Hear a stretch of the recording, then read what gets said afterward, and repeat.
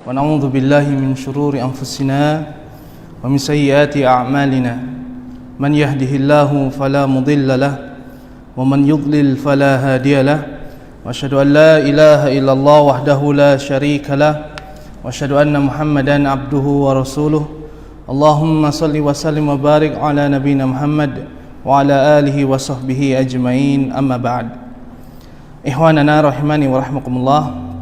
Kita lanjutkan membaca kitab Mulia dengan Manhaj Salaf, tulisan Al-Ustadz Yazid Ibn Abdul Qadir Jawas hafizahullah ta'ala. Kita masih di dalil wajibnya mengikuti Manhaj Salaf, di dalil yang nomor 31 halaman 111. Rasulullah sallallahu alaihi wasallam mengatakan, an-nujumu amanatun lis-sama'. Bintang-bintang itu sebagai penjaganya langit.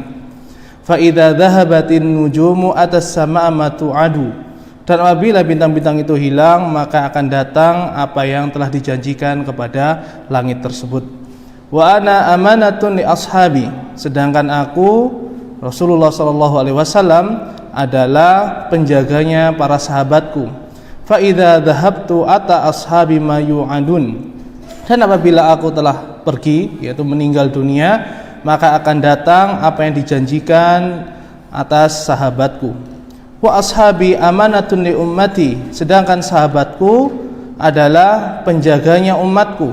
Fa idza dhahaba ashabi ata ummati ma yu'adun. Dan apabila sahabatku telah wafat, pergi, maka umat ini akan datang kepada mereka apa yang telah dijanjikan. Apa yang telah dijanjikan yaitu tentang kabar gembira dan juga ancaman. Begitu pula kabar tentang fitnah-fitnah, musibah-musibah yang datang disebutkan oleh Allah Subhanahu wa taala ataupun yang disampaikan oleh Rasulullah Muhammad sallallahu alaihi wasallam. Dari hadis ini secara jelas bahwasanya sahabat Nabi sallallahu alaihi wasallam adalah penjaganya umat ini setelah Nabi alaihi salatu wassalam. Dan dari sejarah telah ditunjukkan bahwasanya selama ada sahabat Nabi sallallahu alaihi wasallam, orang-orang yang setelah mereka senantiasa mengambil ilmu dalam masalah akidah ataupun masalah ibadah kepada para sahabat. Mereka senantiasa mencari fatwa, mencari asarnya, sehingga dikenal dengan ahlul hadis wa ahlul asar. Wallahu ta'ala alam.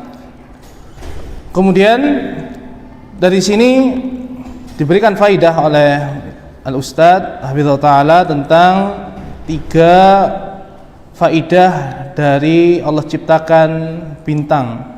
Yang pertama untuk perhiasan langit, kemudian pelempar syaitan, dan pemberi petunjuk, petunjuk arah di kegelapan malam. Kemudian beliau menyebutkan dalil-dalilnya. Inna zayyana as-samaa'a ad-dunya bizinatinil kawakib. Kata Allah dalam surat As-Saffat, sesungguhnya kami telah menghiasi langit dunia ini dengan hiasan bintang-bintang.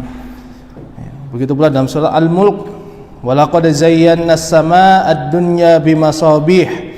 Dan sungguh kami telah hiasi langit-langit itu dengan lentera-lentera bintang. Wa ja'alnaha rujumal lisyayatin. Dan kami jadikan bintang-bintang itu sebagai pelempar setan yang hendak mencuri kabar dari langit. Adapun tentang petunjuk, maka Allah Subhanahu wa taala berfirman dalam surah An-Nahl, wa 'alamatin wa bin najmi hum yahtadun. Dan Allah menciptakan tanda-tanda sebagai petunjuk jalan, dan dengan bintang-bintang tersebut mereka, yaitu para manusia, dapat mengambil petunjuk, yaitu petunjuk arah, bukan petunjuk hidayah. Wa huwa alladzi ja'ala lakumun nujuma litahtadu biha fi dhulumatil barri wal bahr. Dan surah Al-An'am Allah lebih tegas lagi, dan dialah Allah yang menjadikan bintang-bintang itu untuk kalian, supaya kalian menjadikan bintang itu sebagai petunjuk di kegelapan malam, di darat ataupun di lautan. Dulu tidak ada kompas. Kemudian di ayat yang 32 Rasulullah SAW bersabda, yahmilu hadzal ilma min kulli khalafin uduluhu yanfuna anhu tahrifal ghalin wa intihal mubtilin wa ta'wilal jahilin. Ilmu agama ini akan senantiasa dibawa oleh orang-orang yang adil, orang-orang yang bertakwa, orang-orang yang meninggalkan dosa-dosa besar. Itu dari kalangan para ulama. Yang tugas mereka adalah memberantas penyimpangan yang dilakukan oleh orang-orang yang hulu, orang-orang yang melampaui batas. Dan tugas mereka juga menolak pelaku kebatilan serta dari pentakwilan orang-orang yang bodoh.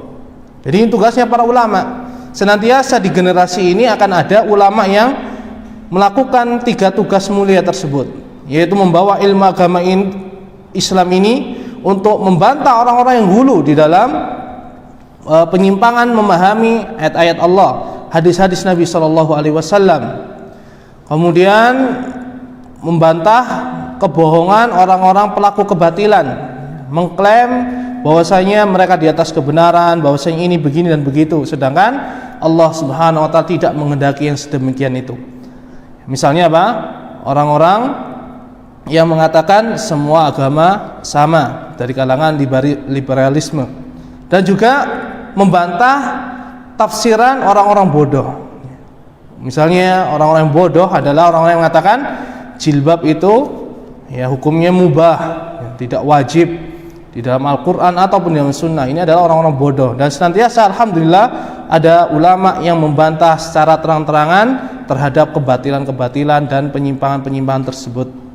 Dan para sahabat otomatis adalah orang yang pertama kali yang disebut oleh Nabi SAW, karena ilmu ini setelah Rasulullah SAW sampaikan tidak mungkin ada generasi yang memperoleh ilmu tersebut melainkan generasi sebelumnya, dan generasi yang terbaik sebagaimana telah kita jelaskan adalah generasi para sahabat radhiyallahu ta'ala anhum ajmain.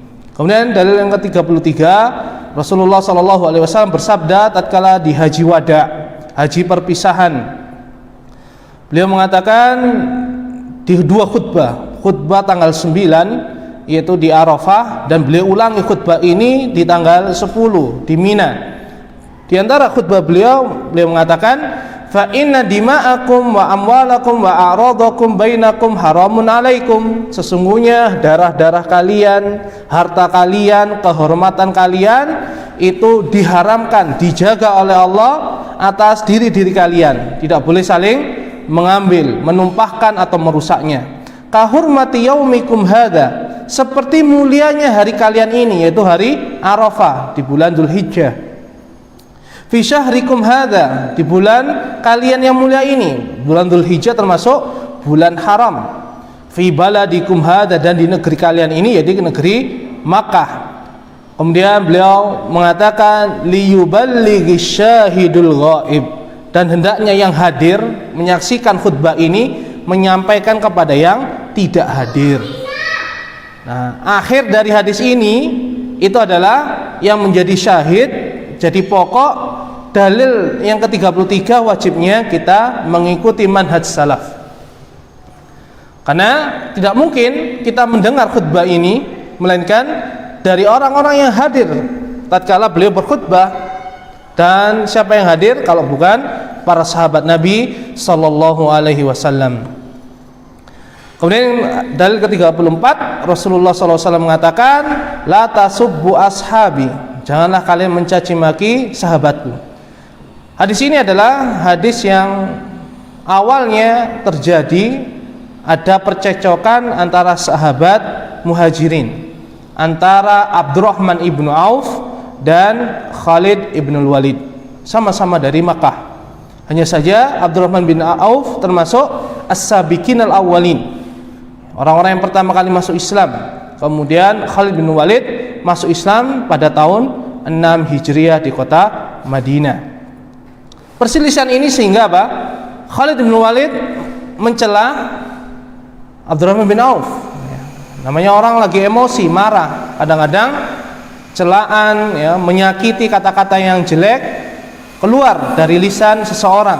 Nasallallahu alaihi wal afiyah.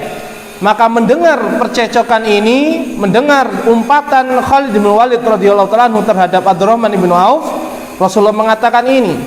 Bahkan beliau mengucapkannya secara umum, la tasubbu ashabi, janganlah kalian wahai sahabatku mencaci sahabatku. Fawalladzi nafsi biyadihi, demi Allah yang jiwaku berada di tangannya, lau anna ahadakum anfaqa misla uhudin dhahaban, seandainya salah seorang dari kalian para sahabat berinfak semisal gunung Uhud berupa emas, ma'adroka mudda ahadihim wala nasifah, niscaya infaknya kalian yang sebesar gunung Uhud itu tidak bisa menyamai satu mudnya, satu cakupan dua telapak tangan itu dari sedekahnya para sahabat yang as-sabiqin al-awwalin, wala nasifahu, dan bahkan bisa jadi tidak sampai setengahnya saja tidak bisa mengunggulinya. Ini sahabat dengan sahabat. Bagaimana dengan orang-orang yang bukan dari kalangan sahabat? Dan ada dua golongan sempalan kaum muslimin yang jatuh di dalam larangan hadis tersebut. Yang pertama adalah orang-orang Khawarij, orang-orang yang keluar dari jamaahnya Ali bin Abi Thalib, yang dahulunya mereka melakukan pemberontakan terhadap Utsman ibnu Affan radhiyallahu taala anhu, hingga mereka membunuhnya, yaitu membunuh Utsman secara zalim. Semoga Allah meridhai Utsman ibnu Affan. Mereka menganggap bahwasanya Utsman ibnu Affan dengan tuduhan yang sangat banyak sekali.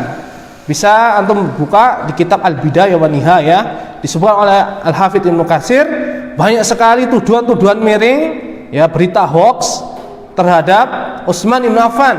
Ya, misalnya memukul para sahabat Ammar, kemudian memukul, ya, punggungnya Abdullah bin Mas'ud, merubah Al-Quran, ya, kemudian mengusir beberapa sahabat dari kota Madinah, kemudian menjadikan pegawai pemerintahan itu dari keluarga Umayyah saja, dan banyak sekali. Dan sehingga apa? Orang-orang yang bodoh, ya, orang-orang yang tidak tahu akan ilmu dan kedudukan Utsman ikut memberontak bersama orang-orang yang dihusung oleh Abdullah bin Saba laknatullah alaihi. Nah, ketika semisal ini, ya, mereka berhasil, ya, membunuh dengan takdir Allah Subhanahu wa taala, dan Allah tidak mencintai takdir tersebut, mereka pun memilih Ali bin Abi Thalib menjadi khalifah selanjutnya. Dan kemudian Ali bin Abi Thalib dibaiat oleh para sahabat dan kaum muslimin secara ijma. Hanya saja dari kalangan keluarganya Utsman, jadi Bani Umayyah, tidak menghendaki demikian, sampai apa? Ali bin Abi Thalib membawakan kepada keluarga Utsman, yaitu Bani Umayyah, orang-orang yang telah memenggal atau telah menumpahkan darahnya Utsman ibnu Affan radhiyallahu taala anhu. Sehingga terjadilah perselisihan antara jamaah kaum muslimin yang berbaiat kepada Ali bin Abi Thalib dengan keluarganya Umayyah dan orang-orang yang berada di kekuasaannya Umayyah, yaitu di negeri Syam yang saat itu dikuasai oleh Muawiyah ibn Abi Sufyan radhiyallahu taala anhuma. Sehingga sampai terjadilah perang Siffin, ya, antara kubu Ali dengan kubu Muawiyah. Tatkala terjadi arbitase, tahkim, saling berdamai antara kubu Ali dengan kubu Muawiyah, muncullah orang-orang Khawarij ini menampakkan dirinya. Yaitu apa? Mereka menganggap orang-orang yang ridho dengan kejadian arbitase atau tahkim antara Ali bin Abi Thalib dengan Muawiyah bin Abi Sufyan itu semuanya murtad, keluar dari Islam. Kenapa? Mereka menyangka Ali bin Abi Thalib dan Muawiyah tidak berhukum dengan hukumnya Allah Subhanahu wa taala. Bahkan mereka berdalil, ya, wa man lam yahkum bima anzalallah faulaika humul kafirun. Barang siapa yang tidak berhukum dengan hukum Allah, mereka itu adalah orang-orang yang kafir. Sehingga Ali bin Abi Thalib dikafirkan oleh orang-orang Khawarij, Muawiyah bin Abi Sufyan, bahkan dua hakim, yaitu Amr ibn al-As dan Abu Musa al-Asy'ari, semuanya dikafirkan oleh Khawarij ini. Dan dikafirkan pula orang-orang yang ridho dengan kejadian tersebut, ya, sehingga mereka apa? Menyimpang secara bergerombol dan mereka kabur ke negeri Irak, ya, saat itu di daerah yang bernama Harura, sehingga mereka dikenal dengan Haruriyah. Nah, di antara mereka ada yang sempalan yang kedua, yaitu orang-orang Syiah. Yang saat itu Syiah tidak seperti Syiah Imamiyah atau Ja'fariyah atau Isna Asyariyah. Mereka berloyalitas kepada Ali bin Abi Thalib hingga mereka melakukan kesyirikan di dalam masalah rububiyah. Mereka menganggap Ali bin Abi Thalib lebih mulia daripada sahabat Abu Bakar dan Umar. Kemudian bahkan mereka menganggap Ali bin Abi Thalib sebagai Rabb yang menciptakan mereka, sehingga Ali bin Abi Thalib sempat membakar mereka dan sebagiannya kabur. Nah, orang-orang Syiah ini kemudian mereka berkumpul dengan orang-orang Persia yang dendam dengan Umar bin Khattab, sehingga mereka pun mengkafirkan orang-orang selain dari Ahlul Bait. Sampai sekarang orang-orang Syiah, yaitu terutama Rafidhah, mereka mengkafirkan kaum muslimin selain orang-orang yang mengikuti mazhab mereka. Kemudian yang ke-35, Rasulullah SAW pernah mendoakan Abdullah bin Abbas radhiyallahu anhuma, Allahumma faqihu fid din wa 'allimhu ta'wil. Ya Allah, berikanlah pemahaman agama kepada Abdullah bin Abbas dan ajarkanlah ia tafsir Al-Qur'an. Sebelumnya Abdullah bin Abbas waktu itu masih kecil ya, masih anak-anak. Beliau senantiasa mendampingi Nabi SAW. Tatkala beliau hendak berwudu, maka beliau sering membawakan air sebagaimana Abu Hurairah. Maka melihat apa yang dilakukan oleh sepupunya beliau, yaitu Abdullah bin Abbas, anak paman beliau, maka beliau pun mendoakan kebaikan kepada Abdullah bin Abbas. Sehingga dalil ini dijadikan oleh penulis Al-Ustadz Yazid hafizahullah ta'ala bahwasanya hujjah yang dikeluarkan oleh Abdullah bin Abbas terkait tentang manhaj itu adalah selagi tidak bertentangan, itu mengikuti Al-Quran dan Sunnah yang wajib untuk diterima. Dan beliau membawakan setelah dalil ini kisah nantinya dialog antara Abdullah bin Abbas dengan orang-orang Khawarij, orang-orang yang mengkafirkan Ali bin Abi Thalib dan Muawiyah serta orang-orang yang mengikuti arbitrase atau ridho terhadap kejadian tahkim tersebut. Nanti kita bahas insya Allah di tempatnya. Kemudian yang ke-36, hadis Hudzaifah ibnu Yaman, hadis yang paling jelas di dalam masalah mengikuti atau tamasuk bil kitab wa sunnah ala fahmis salaf. Kita baca hadis panjang ini, semoga memberikan manfaat kepada kita semua. Hudzaifah bin Yaman radhiyallahu anhuma mengatakan, "Kana an-nasu yas'aluna Rasulullah sallallahu alaihi wasallam 'anil khair." Dahulu manusia, orang-orang itu sering bertanya kepada Rasulullah sallallahu alaihi wasallam tentang kebaikan. Wa kuntu as'aluhu 'anil syarri ma khafata ayudrikani. Sedangkan aku sering bertanya kepada beliau tentang kejelekan, khawatir kejelekan itu menimpaku. Maka diantara pertanyaanku adalah, ya Rasulullah, inna kunna fi jahiliyatin wa syar. Itu nonnya kurang panjang itu. Mestinya inna kunna fi jahiliyatin wa syar. Sesungguhnya kami dahulunya di masa jahiliyah dan keburukan, berada di masa kejahiliaan dan keburukan. Faja'anallahu bihadzal khair. Lalu Allah mendatangkan kepada kami kebaikan ini. Fahal ba'da hadzal khairi syarr, apakah setelah kebaikan ini yaitu Islam engkau diutus ada keburukan? Maka beliau sallallahu alaihi wasallam mengatakan na'am, ya akan ada keburukan lagi setelah ini. Maka Hudzaifah bertanya lagi, hal ba'da dzalika syarrun min khair, apakah setelah keburukan tersebut ada kebaikan lagi? Beliau mengatakan na'am wa fihi dakhan, ya ada, tetapi ada apa? Ada penutupnya yang menutupi kebaikan tersebut, sehingga sebagian orang akan tersamarkan kebaikan tersebut. Maka Hudzaifah bertanya, wa madakhanuhu, apa penutupnya? Beliau mengatakan, menjawab, qaumun yastannuna bi ghairi sunnati wa yahduna bi ghairi hadyi, yaitu kaum yang beragama selain dengan sunnahku, ya beragama Islam dengan sunnah, selain dengan sunnah beliau, dan mereka beragama dengan tanpa petunjuk yang aku diutus dengannya. Ta'rifun minhum wa tunkir. Engkau wahai Hudzaifah bisa mengenali mereka dan engkau pun akan mengingkarinya. Maka mendengar itu Hudzaifah bertanya lagi, hal ba'da dzalikal khairi min syarr?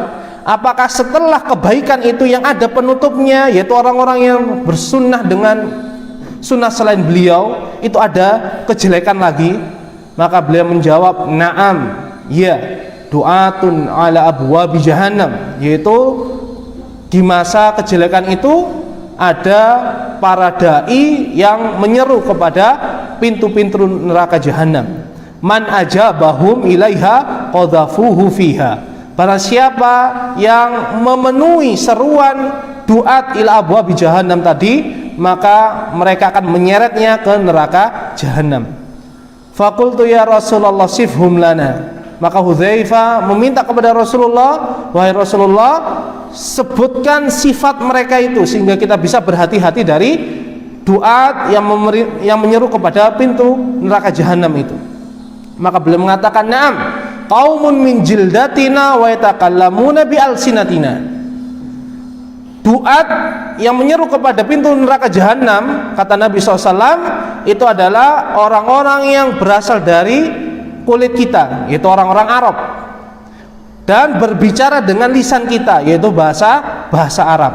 Nah, kalaulah orang Arab yang berbisa bahasa Arab tadi di antara mereka ada yang duat ila abwabi jahannam, maka orang-orang ajam semisal yang ada di Indonesia ini lebih berbahaya juga ya. Karena mereka ngaku-ngaku ya, ustadz, kiai, ya, syekh dan selanjutnya, tapi membuat subuhat di dalam agama ini, sangat berbahaya. Maka Hudzaifah tatkala mendengar hal tersebut, beliau mengatakan, ya Rasulullah, fama tara in adrakani dzalik. Wahai Rasulullah, apa yang harus aku lakukan tatkala mendapati masa tersebut? Maka beliau mengatakan, talzamu jama'atal muslimina wa imamahum. Hendaknya kamu tetap bersama jamaahnya kaum muslimin dan pemimpin resmi mereka.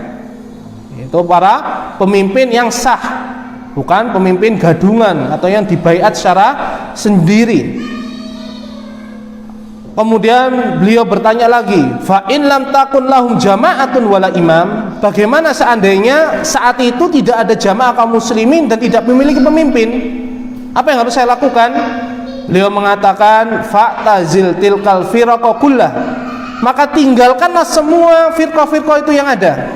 Walau anta 'adda ala asli sajaratin hatta yudrika kal mautu wa anta 'ala dzalik.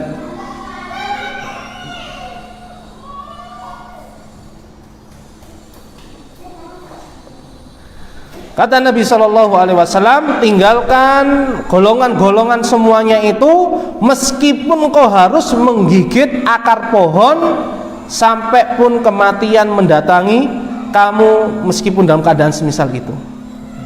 Ini gambaran masa depannya kaum muslimin, bahwasanya setelah masa kemasan ada keburukan, setelah keburukan ada kemasan yang ada penutupnya, setelah itu ada keburukan orang-orang yang berpetunjuk dengan selain petunjuknya Nabi SAW, melakukan ajaran Islam tanpa sunnah Nabi SAW. Kemudian datang kebaikan lagi, kemudian datang keburukan, yaitu orang-orang yang menyeru manusia ke pintu neraka jahanam. Nas'alullah salamah wal afiyah. Maka semakin jauh zaman suatu kaum dengan zamannya Nabi SAW, maka semakin jelek. Semakin jauh zamannya kaum dengan zamannya sahabat Nabi SAW, juga semakin jelek. Karena ada sahabat, berarti ada yang menjadikan keamanan negeri ini, yang kita bisa minta fatwa kepada mereka, dan mereka telah wafat. Maka kita kembali kepada apa yang disampaikan oleh para ulama dari ucapan petunjuk Nabi SAW dan para sahabatnya radhiyallahu ta'ala anhum ajma'in. Kemudian hadis Al-Irbad Ibnu Sariyah yang beberapa kali kita sampaikan, yaitu Rasulullah SAW pernah sholat subuh, kemudian beliau membalik, tidak zikir, dan ini hukumnya sunnah zikir, tapi beliau langsung memberikan mau'idhah. Di mau'idhah itu beliau seakan-akan mau'idhahnya adalah mau'idhah perpisahan. Maka para sahabat minta wasiat, Maka di antara wasiat beliau disebutkan di sini oleh penulis hafizh ta'ala, qad taraktukum 'alal bayda lailuha kanahariha la yazighu anha ba'di ila halik. Sungguh aku telah tinggalkan kalian di atas ajaran Islam yang putih bersih, malamnya sebagaimana siangnya, jelas hitam-hitam, putih-putih, tidak ada yang abu-abu. La yazighu anha ba'di ila halik, tidaklah menyimpang dari ajaran Islam yang putih bersih itu, melainkan dia akan binasa. Wa man ya'is minkum fasayara ikhtilafan katsira. Dan barang siapa yang hidup di antara kalian sepeninggalku, maka akan melihat banyak sekali perselisihan di antara kaum muslimin. Maka tatkala terjadi sedemikian rupa, fa'alaikum bima araftum min sunnati wa sunnatil khulafa'ir rasyidin al-mahdiyyin addu 'alaiha bin nawajid. Maka wajib saat itu kalian berpegang teguh dengan apa yang kalian ketahui dari sunnahku dan sunnah para khulafa rasyidin yang mendapatkan petunjuk dan bimbingan, dan gigitlah petunjuk tersebut dengan gigi geraham kalian. Dia menggunakan majas menunjukkan apa? Kalau seandainya tangan ini kita lelah untuk berpegang teguh dengan tali sunnah ini, maka kita bisa menggunakan gigi kita, meskipun gigi itu adalah sesuatu yang tidak mungkin kita pakai untuk bertahan. Wa alaikum bitta'ah, dan wajib bagi kalian untuk mentaati pemimpin kalian. Wa in abdan habasyian, meskipun pemimpin kalian itu seorang budak dari negeri Habasyah. Padahal tidak mungkin ya seorang budak menjadi pemimpin, karena budak itu dimiliki, sedangkan bagaimana mungkin pemimpin bisa dimiliki tapi memerintahkan manusia? Ini Rasulullah SAW hendak memberikan gambaran terburuk tatkala seandainya pun ada budak yang jadi pemimpin, entah itu karena pemberontakan ya, atau melakukan keculasan ya, dengan misalnya demokrasi dan semisalnya, dengan penipuan ya, menggelapkan kotak suara dan seterusnya. Wajib, kata Nabi SAW, waalaikum bitta'ah, mentaati pemimpin yang sah tersebut meskipun dengan cara yang batil. Fa innamal mu'minu kal jamalil anif haitsu maqidan qada. Dan bahwasanya seorang mukmin itu bagaikan onta yang jinak, apabila disuruh duduk maka dia duduk. Kenapa? Kalau seorang mukmin mengangkat senjata terhadap pemimpinnya, bisa jadi pemimpinnya akan membalas mengangkat senjata dan korban akan terjadi yang sangat banyak. Oleh karena itu Rasulullah memperingatkan kepada kita supaya tidak mengangkat senjata kepada para pemimpin kita, sehingga darah kita terjaga, darah manusia kaum muslim juga terjaga, sehingga kita tetap bisa beribadah kepada Allah meskipun kita mendapatkan kezaliman dari orang-orang yang berkuasa. Dan inilah nasihat para ulama tentang bagaimana sikapnya Ahlussunnah wal Jamaah tatkala dipimpin oleh orang muslim yang fajir, yang jahat. Kemudian jam berapa ini? 11.07, kurang 5 menit lah, atau 6 menit. Dalil yang ke-38, hadis Muawiyah bin Abi Sufyan radhiyallahu ta'ala anhuma. Rasulullah SAW bersabda tentang Ta'ifah Mansurah, yaitu golongan yang senantiasa mendapatkan pertolongan. Beliau mengatakan, la tazalu ta'ifatun min ummati qa'imatan bi amrillah. Senantiasa ada sekelompok dari umatku ini yang tetap di atas agamanya Allah, di atas kebenaran. La yadurruhum man khadalahum aw khalafahum, tidak memudaratkan orang-orang yang nampak di atas kebenaran tersebut atas orang-orang yang menyelisih mereka atau orang-orang yang mencaci maki mereka ya. Berarti orang-orang yang sedikit di antara umatnya Nabi Muhammad SAW ini di atas kebenaran tidak akan gentar meskipun dicaci maki, dicap radikal, ekstremis, wahabi dan seterusnya. Mereka akan tetap berada di atas kebenaran dengan petunjuk Allah Subhanahu wa taala. Hatta ya'tiya amrullah wa hum dhahiruna 'alan nas. Sampai datang perkaranya Allah, yaitu kematian yang akan mengambil setiap nyawanya orang-orang yang beriman meskipun seberat dzarrah di hatinya. wa hum dhahirun 'alan nas, dan dalam keadaan itu mereka senantiasa apa? Nampak di atas kebenaran di kalangan kaum muslimin.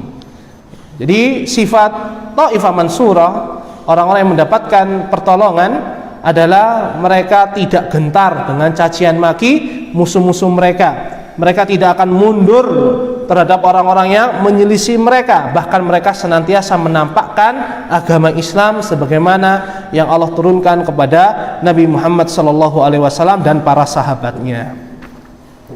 Dalil yang ke-39 dari hadis Abu Hurairah radhiyallahu anhu, Rasulullah SAW mengatakan tentang keterasingan Islam. Badal Islamu ghoriban, Islam ini awalnya dalam keadaan asing, wa sayaudu kama bada'a ghoriban, dan akan kembali asing sebagaimana awalnya Islam tersebut. Fatubalil ghuraba, maka beruntunglah bagi orang-orang yang terasing dengan ajaran agama Islam ini. Bukan asing karena nyeleneh, karena Islam datang dibawa oleh Nabi SAW tatkala umat manusia terbiasa dengan kesyirikan. Mereka menganggap kesyirikan adalah agamanya Nabi Ibrahim alaihissalam. Tatkala Nabi diutus membawa ajaran tauhid, mereka menyangkal ini adalah ajaran baru, sehingga Nabi SAW terasingkan di antara orang-orang yang menyembah berhala. Tatkala manusia jahiliyah biasa membunuh anak-anak perempuan mereka enggan menikah melainkan setelah mendapatkan keturunan dari orang-orang yang diinginkan. Maka Nabi SAW datang dengan membawa syariat larangan berzina dan perintah untuk menikah, dan asinglah Nabi SAW di antara orang-orang yang doyan berzina. Nasallallahu salam wal afiyah, dan seterusnya. Maka inilah gambaran Islam di awalnya, dan akan kembali semisal itu di akhirnya. Ya. Maka kata Nabi SAW, sebaik-baik orang saat itu, ya, di awal ataupun di akhir, adalah orang-orang yang terasing dengan ajaran agama Islam di antara manusia-manusia tersebut. Dan dibuktikan di riwayat yang lain, Nabi SAW ditanya, manil ghuraba, siapakah orang-orang yang terasing yang beruntung tersebut? Maka Nabi SAW mengatakan, unasun solihuna fi unasin su'in kasirin man ya'sihim aksar mimman yuti'uhum. Orang-orang yang ghuraba, orang yang terasing dengan keislamannya, yang mendapatkan keberuntungan dari Allah Subhanahu wa taala, adalah orang-orang soleh yang berada di tengah-tengah orang-orang yang jelek yang sangat banyak, yang mendurhakai mereka lebih banyak daripada yang mentaati mereka.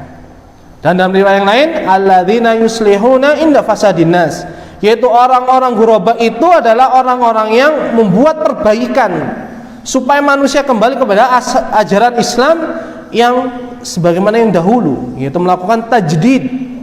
Ya. Tatkala manusia mulai rusak dengan akidahnya, dengan ibadahnya, ataupun dengan akhlaknya. Ini dalil yang jelas bahwasanya semakin seorang menjauh dari atau jauh dari zamannya keislamannya Nabi Muhammad SAW dan para sahabat, maka mereka akan mendapatkan sebagaimana awal munculnya ajaran agama Islam ini di tengah-tengah orang-orang jahiliyah. Maka wajib bagi kita untuk bersabar, istiqomah meskipun berat, karena harapan kita semua adalah keberuntungan yang Allah berikan. Sedangkan Allah mengatakan, wal asri innal insana lafi khusr, demi masa sesungguhnya manusia itu benar-benar di dalam kerugian. Kemudian Allah menyebutkan 4 golongan yang mendapat keberuntungan, dan diantara itu Nabi SAW menyebutkan ghuraba inilah orang-orang yang beruntung, yaitu apa? Orang-orang yang beriman, melakukan perbaikan tatkala manusia itu jelek. Kemudian hadis yang ke-40 tentang keutamaan para sahabat tatkala terjadinya perang atau terjadinya gesekan antara orang-orang yang beriman dan orang kufar. Kita baca, ya'ti 'ala nasi zamanun yub'asu minhumul ba'su fayaquluna unduru hal tajiduna fikum ahadan min ashabin nabi sallallahu alaihi wasallam. Akan datang kepada manusia suatu zaman, suatu masa, di masa tersebut akan ada pasukan yang akan dikirim untuk berperang. Maka orang-orang berkata, cobalah lihat apakah di antara mereka, yaitu pasukan tersebut, ada seorang dari sahabat Nabi SAW. Maka fayujadur rajulu fayuftahu lahum bihi. Maka ada ternyata salah seorang di antara mereka sahabat. Kemudian dengan sebab itu Allah Subhanahu wa taala memberikan kemenangan kepada mereka. Jadi di sini Allah Subhanahu wa taala menjadikan kemenangan bersama adanya para sahabat. Summa yub'atsul ba'susani fayaquluna hal fihim man ra'a ashaban Nabi sallallahu alaihi wasallam. Kemudian generasi yang kedua setelah mereka mengutus pasukan lagi untuk berperang. Ini menunjukkan apa? Perang itu senantiasa akan ada antara hak dan al-batil, antara tauhid dengan syirik, akan selalu ada.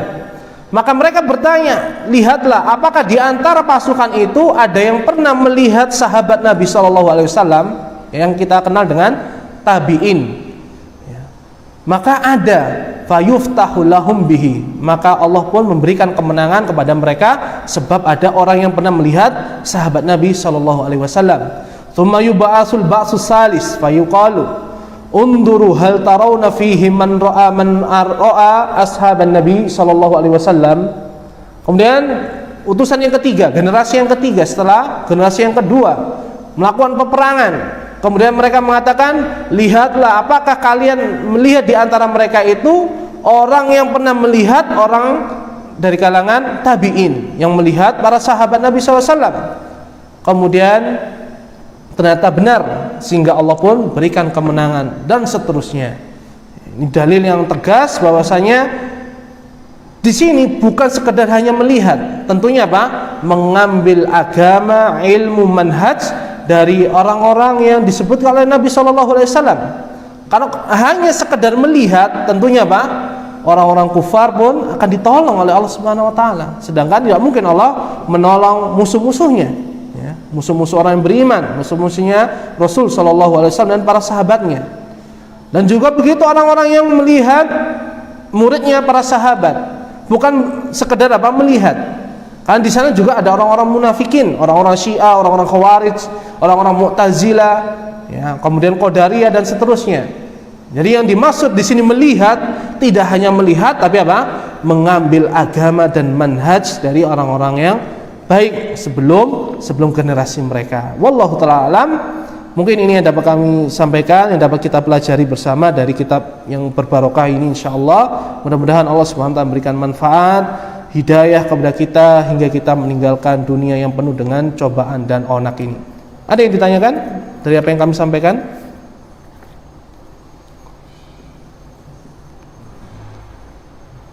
Tidak ada? Alhamdulillah kalau tidak ada. Semoga Allah Subhanahu wa taala memberkahi kita. Wa sallallahu wasallam ala nabiyina Muhammad wa akhiru da'wana alhamdulillahirabbil alamin. Subhanakallahumma bihamdika asyhadu an la ilaha illa anta astaghfiruka wa atubu ilaik. Assalamualaikum warahmatullahi wabarakatuh.